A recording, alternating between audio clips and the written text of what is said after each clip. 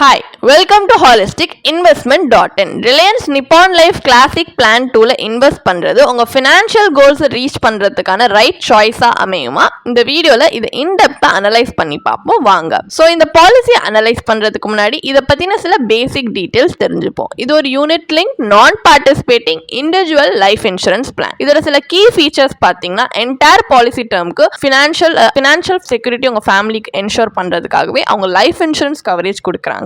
And எமர்ஜென்சில உங்க policy ஃபண்ட்ல இருந்து partial withdrawal access பண்ணிக்க முடியும். டாப் அப் இருந்துச்சுன்னா அதுவுமே ஃபண்ட் வேல்யூட அடிஷனலா மெச்சூரிட்டில நீங்க ரிசீவ் பண்ணலாம். அண்ட் உங்க நீட்ஸ் பொறுத்த மாதிரி பிரீமியம் பேமெண்ட் டேர்ம்ஸை கஸ்டமைஸ் பண்ணிக்கலாம். 8 டைவர்ஸ் இன்வெஸ்ட்மெண்ட் ஃபண்ட்ல இருந்து செலக்ட் பண்ணிக்கலாம். இதுல பெனிஃபிட்ஸ் அப்படின்னு பாத்தீங்கன்னா டெத் பெனிஃபிட் இருக்கு. அது policy holder unfortunately policy term முடியறதுக்குள்ளேயே இறந்து போயிட்டாங்கன்னா இப்போ நீங்க ஸ்கிரீன்ல பாக்குற இந்த 3 ஆப்ஷன்ல எது அந்த டைம்ல டேட் ஆஃப் டெத்ல ஹையஸ்ட் இன் வேல்யூ இருக்கோ அது டெத் பெனிஃபிட்டா கொடுப்பாங்க. நாமினி இல்ல லீகல் இருக்கு. அடிஷனலி பாலிசி ஹோல்டருக்கு டாப் அப் ஃபண்ட் வேல்யூ இருந்துச்சுன்னா அப்போ டாப் அப் சம் அஷூர்ட் இல்லனா டாப் அப் ஃபண்ட் வேல்யூ இல்லனா 105% of the top up premium paid. இந்த ஆப்ஷன்ஸ்ல எது டேட் ஆஃப் டெத் அப்போ ஹையஸ்ட் இன் வேல்யூல இருக்கோ அது டெத் பெனிஃபிட்டா கொடுக்கப்படும். Additionally to the standard death benefit. Maturity பெனிஃபிட்ன்றது பாலிசி மெச்சூர் ஆகும்போது பாலிசி ஹோல்டர் கிடைக்கிறது. டோட்டல் ஃபண்ட் வேல்யூ அதோட டோட்டல் ஃபண்ட் வேல்யூ என்னன்னு பாத்தீங்கன்னா base fund value and top up fund வேல்யூட சம் தான் டோட்டல் ஃபண்ட் வேல்யூ. இதுதான் வந்து பாலிசி ஹோல்டருக்கு மெச்சூரிட்டி பெனிஃபிட்டா கொடுப்பாங்க. இதுல ஃபண்ட் ஆப்ஷன்ஸும் பாத்தீங்கன்னா 8 ஃபண்ட் ஆப்ஷன்ஸ் இருக்கு. என்னன்னா life large cap fund, life equity fund 3, life pure equity fund, make in India fund, life balance fund 1, life corporate bond fund 1, life money market fund 1, life mid cap fund 2, discontinued policy fund. நிறைய fund options இருக்கு.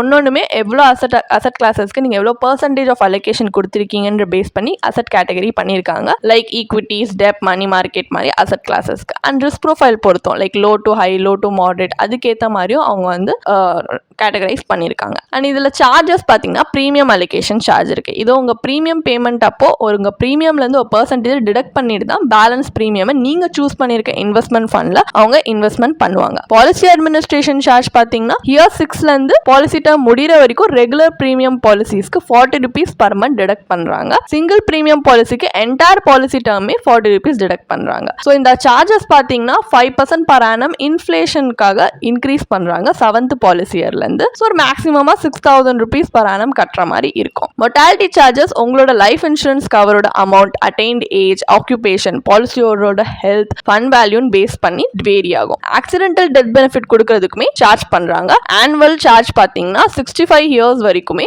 1 rupees per 1000 sum assured monthly பேசிஸ்ல deduct பண்ணுவாங்க. Fund management charge வந்து ஃபண்டை manage பண்றதுக்காக. So higher the risk உங்க fund இருக்கு, risk profile இருக்கு அப்படின்னா கொஞ்சம் சார்ஜஸ் அதிகமா இருக்கும். ஸோ 0.50% 1.35% வரைக்கும் இருக்கு. இதுல பார்ஷியல் வித்ட்ராவல் சார்ஜஸும் இருக்கு. ஒரு பாலிசியர்ல 2 பார்ஷியல் வித்ட்ராவல் ஃப்ரீ. அதுக்கப்புறம் பண்ற ஒவ்வொரு பார்ஷியல் வித்ட்ராவலுக்குமே பர் வித்ட்ராவலுக்கு 100 rupees அப்படின்ட்டு டிடக்ட் பண்ணுவாங்க. அண்ட் டிஸ்கண்டினியூஸ் சார்ஜ் பாத்தீங்கன்னா நீங்க எந்த இயர் டிஸ்கண்டினியூ பண்ண நினைக்கிறீங்க, உங்க பிரீமியம் அமௌண்ட் என்ன, பிரீமியம் பேயிங் டேர்ம் என்னன்னு பொறுத்து தான் டிஸ்கண்டினியூஸ் சார்ஜ் டிபெண்ட் ஆகும். பட் 5th பாலிசியர்ல இருந்து இந்த சார்ஜ் கிடையாது. ஸ்விட்சிங் சார்ஜ் பாத்தீங்கன்னா இந்த பாலிசியில எனி பாலிசிய 52 ஃப்ரீ ஸ்விட்சஸ் இருக்கு. டியூ செட்டில்மெண்ட் பீரியட் அப்போ 4 ஃப்ரீ ஸ்விட்சஸ் இருக்கும். அதுக்கப்புறம் பண்ற அவங்க சொல்லியிருக்க அந்த லிமிட்டுக்கு அப்புறம் நம்ம பண்ற ஒவ்வொரு ஸ்விட்சுக்குமே 100 rupees per switch சார்ஜ் பண்ணுவாங்க. இது ஃபிக்ஸட் சார்ஜ். இந்த பிளான்ல பாத்தீங்கன்னா மத்த மார்க்கெட் லிங்க் இன்வெஸ்ட்மெண்ட் ஆப்பர்ச்சுனிட்டியை விட வேரியஸ் சார்ஜஸ் இருக்கு. இப்போ நீங்க மியூச்சுவல் ஃபண்ட்ஸ்லாம் எடுத்துக்கிட்டீங்க அப்படின்னா இந்த மாதிரி லைக் பிரீமியம் அலோகேஷன் சார்ஜ் இந்த மாதிரி சார்ஜஸ்லாம் அதுல இருக்காது எக்ஸாம்பிளுக்கு. பட் இதுல வந்து யூலிப்ன்றதுனால நிறைய சார்ஜஸ் இருக்கு. அண்ட் இது பாத்தீங்கன்னா உங்க பிரீமியம் அமௌண்ட்ல இருந்து டிடக்ட் பண்ணிட்டு இன்வெஸ்ட் பண்றதுனால உங்க பிரின்சிபல் அமௌண்ட்டே ஃபர்ஸ்ட் ஆஃப் ஆல் இன்வெஸ்ட் பண்றது கம்மி ஆயிடுது. ஸோ ரிட்டர்ன்ஸுமே இது பாதிக்கும். இதுதான் சிக்னிஃபிகன்ட்லி ஓவரால் ரிட்டர்ன்ஸை இம்பாக்ட் பண்ற மாதிரி ஒரு டிராபேக்கா அமையுது. அண்ட் இதுல அட்வான்டேஜ் என்ன இருக்கு, டிஸ்அட்வான்டேஜ் என்ன இருக்கு இந்த பாலிசில இன்வெஸ்ட் பண்றதுன்னு பாத்தீங்கன்னா அட்வான்டேஜ் வந்து ஆப்ஷனல் டாப் அப்ஸ் மூலியமா உங்க இன்வெஸ்ட்மெண்ட்டை நீங்க பூஸ்ட் பண்ணிக்கலாம். ஆக்சிடென்டல் டெத் கவரேஜ் மூலியமா உங்களுக்கு இன்னும் கொஞ்சம் ஆடட் செக்யூரிட்டி இருக்கு. அண்ட் 8 இன்வெஸ்ட்மெண்ட் ஃபண்ட் ஆப்ஷன்ஸ்ல 52 ஃப்ரீ ஸ்விட்சஸோட பெனிஃபிட் இருக்கு. அண்ட் பிரீமியம் ரீடைரக்ஷன் மூலியமா உங்களோட ஃபியூச்சர் பிரீமியமோட இன்வெஸ்ட்மெண்ட் அலோகேஷனை நீங்க அட்ஜஸ்ட் பண்ணிக்கலாம். அண்ட் ஈக்விட்டி மார்க்கெட் வாலட்டாலிட்டியை நேவிகேட் பண்றதுக்கு நீங்க சிஸ்டமேட்டிக் ட்ரான்ஸ்ஃபர் பிளான் STPயுமே உங்களோட அட்வான்டேஜ்க்கு லெவரேஜ் பண்ணிக்கலாம். இந்த மாதிரி அட்வான்டேஜஸ் இருக்கு. டிஸ்அட்வான்டேஜ் அப்படின்னு பாத்தீங்கன்னா இதுல லோன் ஃபெசிலிட்டி கிடையாது. இனிஷியல் 5 பாலிசி இயர்ஸ்க்கு லிக்விடிட்டி லிமிட்டட் தான். அண்ட் அப்ளிகபிள் சார்ஜஸ் டிடக்ட் பண்றதுக்கு அப்புறம் தான் உங்க பிரீமியம் இன்வெஸ்ட் பண்றதுமே டிராபேக். ஸோ இதெல்லாமே மைண்ட்ல வச்சுட்டு தான் இதுல இன்வெஸ்ட் பண்றது உங்களுக்கு வர்த்தா இல்லையான்னு பார்த்து நீங்க இன்வெஸ்ட் பண்ற மாதிரி இருக்கும். ஸோ இந்த மாதிரி அட்வான்டேஜ் அட்வான்டேஜ் டிஸ்அட்வான்டேஜ் எல்லாம் நம்ம பார்த்துட்டோம். இதை பற்றின ஒரு பேசிக் அண்டர்ஸ்டாண்டிங் வந்துருச்சு இப்போ நம்மளுக்கு இந்த பாலிசியை பற்றி. ஸோ இப்போ நம்ம அனலைசிஸ் பார்ட் ஆஃப் த வீடியோக்கு போகலாம். ஸோ இந்த பாலிசியில் இன்வெஸ்ட் பண்ணால் ஒர்த்தா இல்லையா இல்லை அப்படின்னு ஒரு இன்ஃபார்ம் டிசிஷன் எடுக்கிறதுக்காக இதோட ஐஆர்ஆர் இன்டர்னல் ரேட் ஆஃப் ரிட்டர்னை நம்ம இப்போ அனலைஸ் பண்ணி பார்க்க போகிறோம். ஸோ எக்ஸாம்பிளுக்கு அசியூம் பண்ணிக்கலாம், ஒரு 30 year old மேல் இந்த பாலிசியை இன்வெஸ்ட் பண்ணுறாங்க. Sum assured 5 lakhs, policy term 15 years, premium payment டேர்மும் 15 years. ஸோ ஆனுவலாக அவர் கட்டுற ப்ரீமியம் வந்து 50,000 rupees, ஃபண்ட் வேல்யூ மெச்சூரிட்டியில் அவருக்கு கிடைக்குது. ஸோ இந்த ஃபண்ட் வேல்யூவை நம்ம ரெண்டு அசியூம் ரேட் ஆஃப் ரிட்டர்னில் கால்குலேட் பண்ண போகிறோம். ஒரு யூலிப் அப்படின்றதுனால மார்க்கெட் பொறுத்து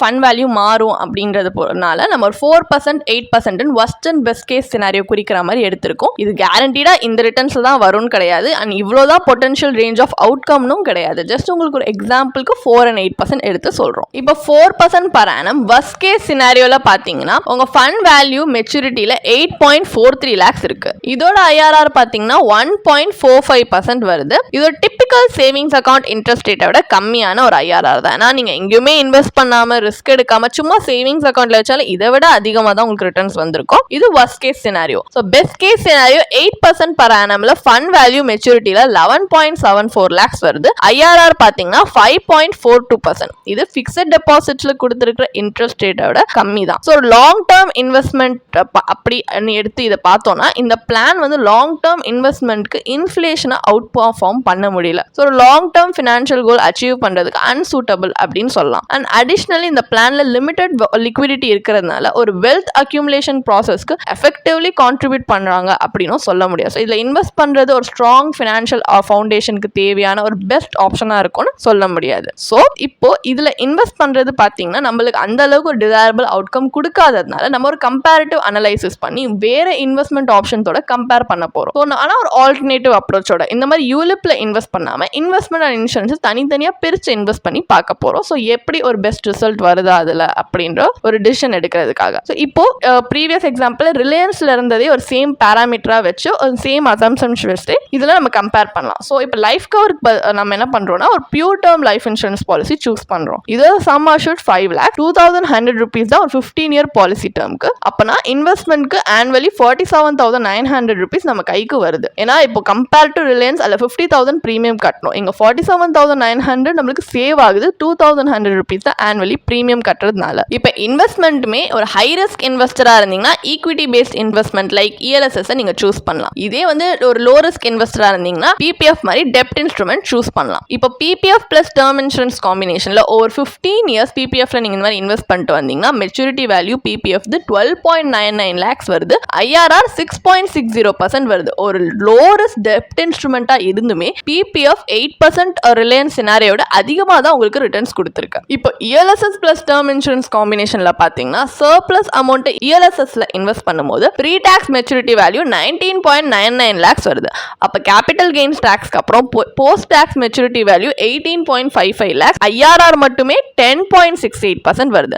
ரெண்டு சினாரியுமே பாத்தீங்கன்னா ரிலையன்ஸை விட அவுட் பெர்ஃபார்ம் பண்ணிருக்கு, ஹை ரிட்டர்ன்ஸ் கொடுத்திருக்கு, கிரேட் ஃபிளெக்சிபிலிட்டியுமே இருக்கு. இந்த அக்யூமுலேட்டட் ஃபண்ட் கண்டிப்பா ஒரு வேரியஸ் லைஃப் கோல் அச்சீவ் பண்ண ஹெல்ப்ஃபுல்லா இருக்கும். ஸோ கம்பேர் டு ரிலையன்ஸ் நீங்க இது பாத்தீங்கன்னா ரிலையன்ஸ் பாலிசி ரிட்டர்ன்ஸா இருக்கட்டும், லிக்விடிட்டியா இருக்கட்டும், அது கொஞ்சம் லெஸ் காம்படிட்டிவான ஒரு ஆப்ஷனா தான் நம்மளுக்கு தெரியுது. இப்போ ரிலையன்ஸ் பாலிசியில் அப்போ இன்வெஸ்ட் பண்ணுறது நம்மளோட ஃபைனல் வேர்டிக்ட் என்ன அனலைசிஸில் like Reliance Nippon life classic plan to invest பண்ணுறது ஒர்த்தா இல்லையா? இந்த பாலிசி பார்த்தீங்கன்னா ரெண்டு கீ ஆஸ்பெக்ட்ஸை அட்ரஸ் பண்ணுறாங்க. லைக் லைஃப் கோல்ஸ்க்காக இன்வெஸ்ட் பண்ணுறதா இருக்கட்டும், உங்கள் ஃபேமிலிக்கான ஒரு ஃபினான்ஷியல் ப்ரொடெக்ஷனை ப்ரொவைட் பண்ணுறதா இருக்கட்டும், இது ரெண்டு கீ ஆஸ்பெக்ட்ஸை எய்ம் பண்ணி தான் இந்த பாலிசி சொல்கிறாங்க. ஆனால் இதில் இருக்க சம் அஷூர்ட் இன்சூரன்ஸ் கவரேஜ்க்கு தேவையானது இதில் ஆஃபர் பண்ணுறது பார்த்தீங்கன்னா ஒரு ஃபேமிலியோட ஃபியூச்சர் நீட்ஸ் மீட் பண்ணுற அளவுக்கு சஃபிஷியண்டாக இல்லை. அடிஷ்னலி அந்த கவரேஜ்க்கு அவங்க சார்ஜ் பண்ற பிரீமியமும் ஒரு pure term life insurance policy charge பண்றதோட சிக்னிஃபிகன்ட்லி ஹையரா இருக்கு. அண்ட் எக்ஸஸ் பிரீமியம் தான் அவங்க மார்க்கெட் லிங்க்ட் இன்வெஸ்ட்மெண்ட்க்கு அலோகேட் பண்றாங்க, அந்த மெச்சூரிட்டி வேல்யூ பாலிசி ஹோல்டருக்கு கொடுக்குறாங்க. இதுதான் வெல்த் கிரியேஷன் ஆஸ்பெக்ட். ஆனா ஒரு டீப் ரிட்டர்ன் அனலைசிஸ் நம்ம வந்து ஒரு க்ளோசர் லுக் அந்த அனலைசிஸ்ல பார்த்தோம்னா நம்மளோட பொட்டன்ஷியல் ரிட்டர்ன் இந்த லாங் டேர்ம் இன்வெஸ்ட்மெண்ட்க்கு வர பொட்டன்ஷியல் ரிட்டர்ன் அண்டர்வெல்மிங்கா இருக்கு. Primarily high